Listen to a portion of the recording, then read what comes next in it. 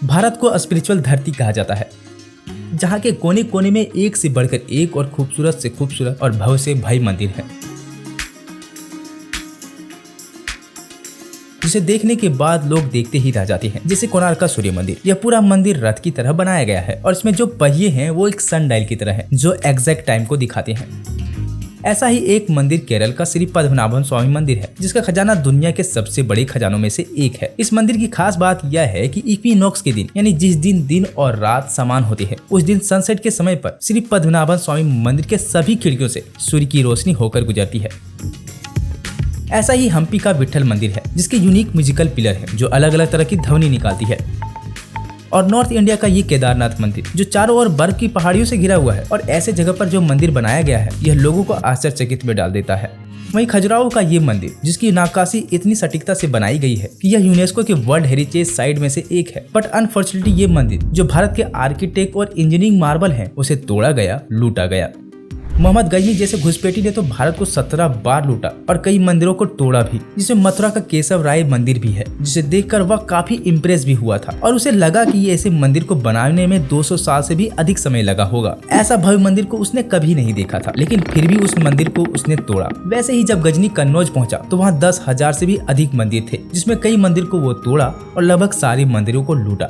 फिर ऐसे ही एक और घुसपैठी था मोहम्मद गोरी। गोरी ने महाराज पृथ्वीराज को छल से हराया और वहाँ के लोगों का कत्ले आम भी किया और वहाँ के कई मंदिरों को तोड़ा भी। देखा जाए तो आज जो कुतुब मीनार है, जो काफी बड़ा टूरिस्ट प्लेस है, उससे भी कुतुबुद्दीन ऐबक ने 27 जैन मंदिर और हिंदू मंदिरों को तोड़कर बनाया है। यह सिलसिला यही नहीं रुकता है, क्योंकि फिर आते हैं मुगल, जिसने 200 सालों तक भारत पर कब्जा करके रखा था और यहाँ के मंदिरों को लूटा और मंदिरों को तोड़ा भी। साथ ही इन मंदिरों में जितना चढ़ावा के रूप में आता था वह सारे राजाओं के कब्जे में ही था। फिर अंग्रेज आए, जिसके बाद से भारत की इकोनॉमिक इकोसिस्टम ही ढह गया। 200 साल तक भारत ने अंग्रेजों की गुलामी करी और फाइनली भारत को आजादी मिली। और इस आजादी के साथ भारत की मंदिरों के रिवाइवल की उम्मीद भी जागी, जिसमें सरदार वल्लभ भाई पटेल ने सोमनाथ मंदिर को फिर से रिकंस्ट्रक्शन की बात करी, जिसमें महात्मा गांधी भी उनके साथ ही थे। लेकिन नेहरू का ये कहना था कि भारत को सिर्फ अभी इकोनॉमी में ध्यान देना चाहिए, न ही मंदिरों की रिवाइवल पर। लेकिन क्या उस समय में मंदिरों को फिर से रिवाइवल और डेवलपमेंट एक्टिविटी साथ नहीं हो सकती थी? अमेरिका का एग्जाम्पल लें तो अमेरिका अभी दुनिया का सबसे बड़ा इकोनॉमी में से एक है। साथ ही वह अपने कल्चर प्रैक्टिस के लिए भी जाना जाता है। अब वह भारत उस समय दोनों चीजें साथ में कर सकती थी, डेवलपमेंट भी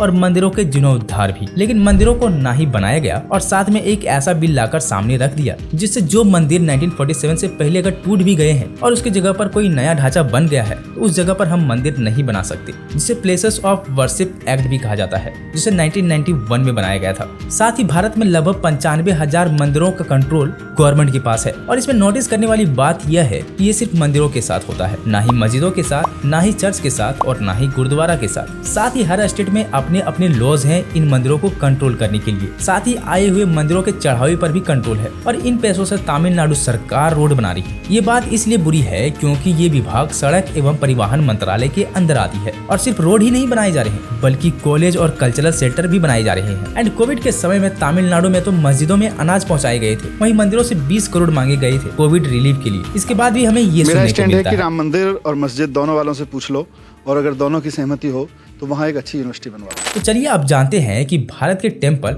कैसे हमारे लिए इकोनॉमिक पिलर्स हैं। भारत में करीब 20 मिलियन से अधिक मंदिर है। बर्टनस्टाइन ने 1960 में यूनिवर्सिटी ऑफ मिनेसोटा में एक पेपर लिखा था, जिसमें कहा था कि भारत के जो मंदिर हैं वो बहुत बड़े इंपॉर्टेंट इकोनॉमिक हब्स रहे हैं, चाहे वो गाँव में हो या फिर शहरों में। नेशनल सैंपल सर्वे ऑफिस यानी NSSO ने एक डेटा पब्लिक की थी, जिसने बताया कि 55% हिंदू जो धार्मिक यात्रा पर जाते हैं वो मिड और स्मॉल साइज होटल में रहते हैं। एंड धार्मिक यात्रा का जो एवरेज खर्च है वो करीब 3,000 पर पर्सन पर डे है। और वहीं सोशल ट्रेवल कॉस्ट देखे तो 1,068 रुपए पर डे पर पर्सन है। वहीं एजुकेशनल कॉस्ट देखे तो 2,000 के करीब लगता है। यानी धार्मिक यात्रा के लिए लोग प्रतिदिन करीब 1,316 करोड़ रुपए खर्च करते हैं। वहीं सालाना 4.74 लाख करोड़ रुपए खर्च करते हैं। इसी के साथ जो 60% टूरिज्म जो भारत के हैं वो हमारी हेरिटेज, कल्चर और रिलीजियस साइड को देखने जाती है। और मंदिर के आसपास जितने भी बिजनेस हैं, जैसे रेस्टोरेंट, फूल, मूर्ति, होटल्स, ये सारे बिजनेस ने 2021 2021 में 65,000 करोड़ रुपए का रेवेन्यू जनरेट किया था, जो 2021 में बढ़कर 1.3 लाख करोड़ रुपए तक पहुंच गया था। अकॉर्डिंग टू एनोसोसो सर्वे, भारत की जो टेम्पल इकोनॉमी है वो करीब 3 लाख करोड़ रुपए तक पहुंच सकती है, यानी 40 बिलियन, जो भारत के जीडीपी का 2.3% भाग है। और एनोसोसो के मुताबिक ये आंकड़ा और भी बढ़ सकता है। और इसी टेम्पल टूरिज्म इकोनॉमी को दिमाग में रखते हुए भारत के अलग अलग कोने में जो हमारे इंपॉर्टेंट मंदिर हैं उनके आसपास टेम्पल सर्किट डेवलप किया जा रहा है, जिससे भक्तों को यहाँ आने में सुविधाएं होगी, जिससे ये टूरिज्म हब बनेगा। अब आपके थॉट्स इसमें क्या है, कमेंट करके हमें जरूर बताएं और चैनल को जरूर सब्सक्राइब करें, क्योंकि इसका नेक्स्ट पार्ट जल्द ही आने वाला है।